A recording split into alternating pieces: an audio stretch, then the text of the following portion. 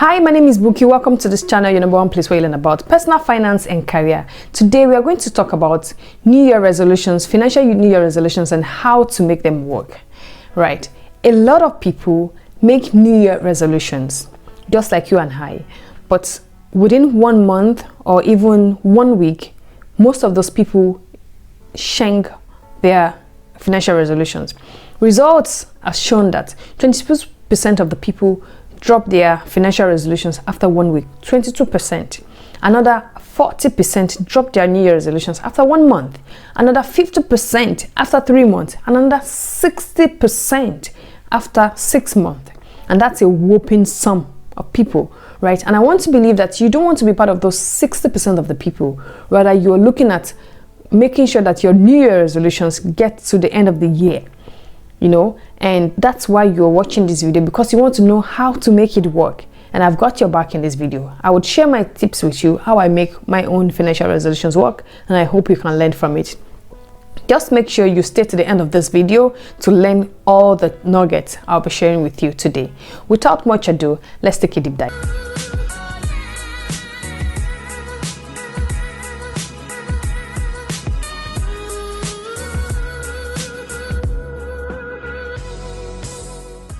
Welcome back. So the first thing you need to do on how to make your New Year financial resolutions work is to reflect. You have to reflect. And how do you do this? First, you get a quiet place, you get a journal, a piece of paper, your laptop, your phone, anything to document, and you reflect. And what are you reflecting on? I'll share some of the questions or some of the things I reflect on with you. First, I reflect on what was the income that came into me last year? How did they come in? How often? What was the frequency? Right? You have to know that. Again, what was the income? What were the channels? How much was it? And what's the frequency? Is it a monthly thing? Is it a bi-weekly thing? Is it bi-monthly? Is it once in a year? Is it a lump sum? All of this, you have to document them down. You have to put them out there. Right? Now, then you ask yourself, how did I spend money last year? What were my outflows, right? What did I spend money on a monthly basis, on a weekly basis, on a daily basis? What were the big chunks? What were the small chunks? Reflect on it. What were those things that were emergency that if I had planned for, I could have avoided them? What were those things I paid extra for? Those are the questions you need to ask yourself. Right? Reflect on it and just document them down. And that's the first step you need to do to make your 2022 financial New Year resolution work. That's the first step. Okay. The second step you need to do is to create a budget. Right? You've done your reflections. You know now what comes in and what goes out. What were the major things, right? Now create a budget around your New Year resolution, the new goals you're trying to achieve for this year. Right? Because if you set a goal and you do not create a way to get to that goal, anywhere you fall into becomes your goalpost, right? And before I go ahead, I did a video about how to create a personal budget here on the link here. That's the video here, but I will also drop a link to that video in the description. Go to that video and see how you can create your own personal financial budget. And if you need help, drop it in my comment, and I would also drop a link where you can join my mailing list where I share my tips with you about personal finance with you. Create your own budget. Now you can create the budget in two ways. You can do it rather bottom up or top down. So top down would be like, okay, I want to buy a car, and this car would cost me, let's say, $10,000. Then you have to create your budget in such a way that, when you want to buy the car, it's either you have the lump sum to buy the car at once, or you already start saving towards the time that you want to buy the car this year, right? So it's either in your budget, in your monthly budget, you would always have some certain amount of money that you set apart for the car. And that is, that's the top down way of saying, you're creating a budget. The bottom up methodology will be like, okay, also buy a car. I want to buy a car, but I don't know the price, but I have a range of what it will look like. Now, every month I can say, okay, my range is between 10,000 to 15,000. So every month I can muster like 1,500 every month towards my car, right? So, and if I have more, I would put it into the money I'm setting aside for my car.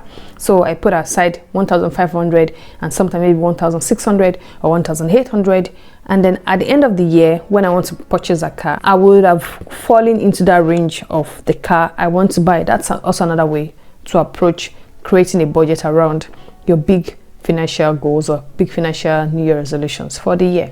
Number 3 would be that, when you're creating your budget or creating those financial goals, don't make it ambiguous.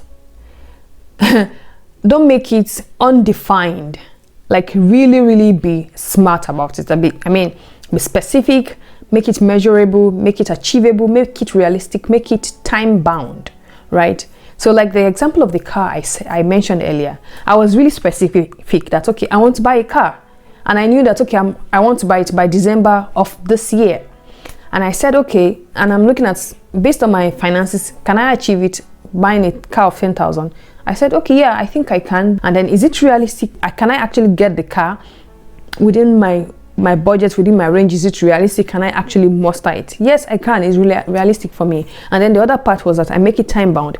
I set the time at which I want to buy the car, December of the year, and that's it. So if you make your goals smart, the propensity of you achieving that financial New Year resolution is higher than if you just make it very wobbly and it's not clear. There's no clarity around it. Okay, I just want to buy a car, and then yeah, you can buy a car, yeah, but there's really nothing defined around it. The 4th tip I'm going to give you is that don't make your financial resolutions too long. The list of it. Oh, you want to do this, and then you have like 10, 12, 13, 14, 20 things on your list. Whoa. Do not overwhelm yourself. If you make your financial resolution list too long, in fact, if you're trying to achieve any goal at all, and generally in terms of New Year resolutions, if you're trying to do a ton of things at the same time, you get confused, you don't get to deliver, you get worn out, you get spread, you at the end of the day, you start dropping the things you want to do one after the other, and before you know it, you are left with nothing. You're just overwhelmed, right? So you want to avoid getting to that level of being overwhelmed. So make your financial resolutions as not so long. Maybe it could just be just 1 or 2 things. So you can say, this year I want to focus more on improving my investment. What did I do? I just increased the amount of money I put aside into investment, and that was the focus. Just that one focus, and I ran with it. My point is that if I had like the option, okay, I want to pay off all my debt, and I want to do more investment, and I want to do more savings, and I want to buy shoes, and I want to do things, I want to change my wardrobe, and I have all of these financial resolutions ideas for the new year, and then even things that have financial implication, and I have all of them, it gets muddled up, right? I get overwhelmed, and that's what you don't want to do.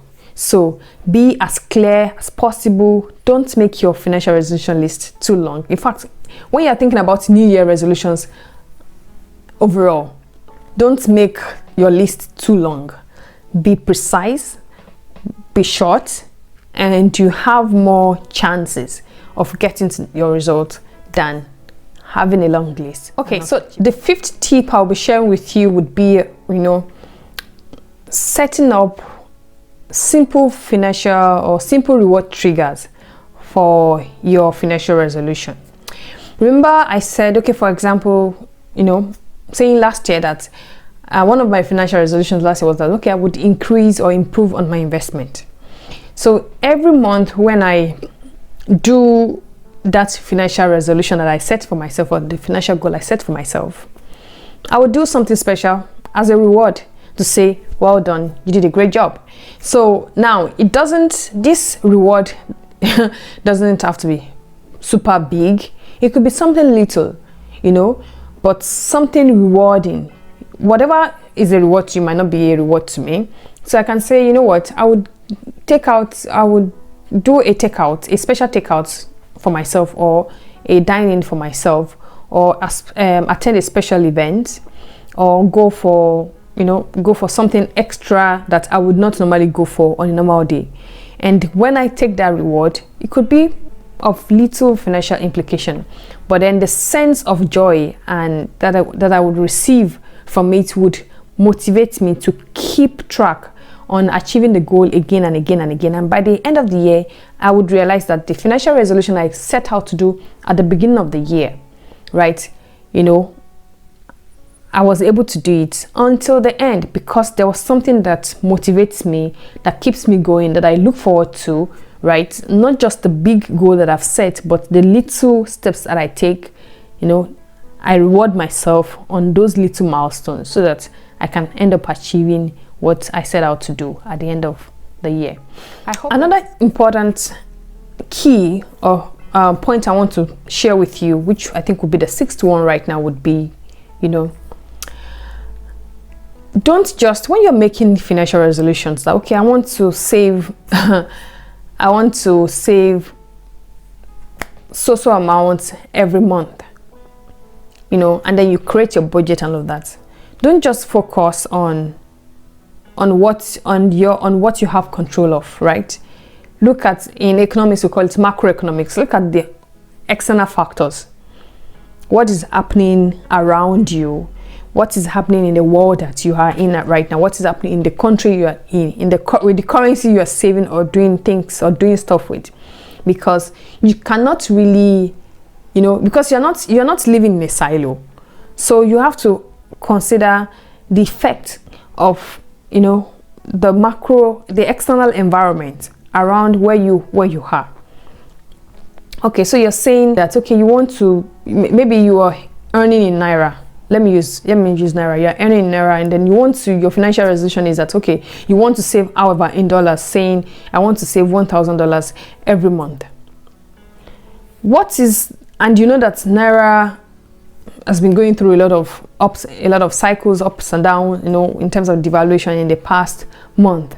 What is that chance that the same amount of Naira you set aside this month for $1,000 is the same amount you set aside next month for your $1,000 savings? So you have to, I'm not saying you should not do that kind of financial resolution. What I'm saying is that you have to put into context that, okay, if Naira falls or if Naira increases, maybe I need to, instead of just putting a fixed amount of Naira into saying I want to save 500,000 Naira every month to save my $1,000, then maybe you can put it in terms of brackets. Say, okay, between 450 and 550,000 Naira every month, because it could swing like a pendulum.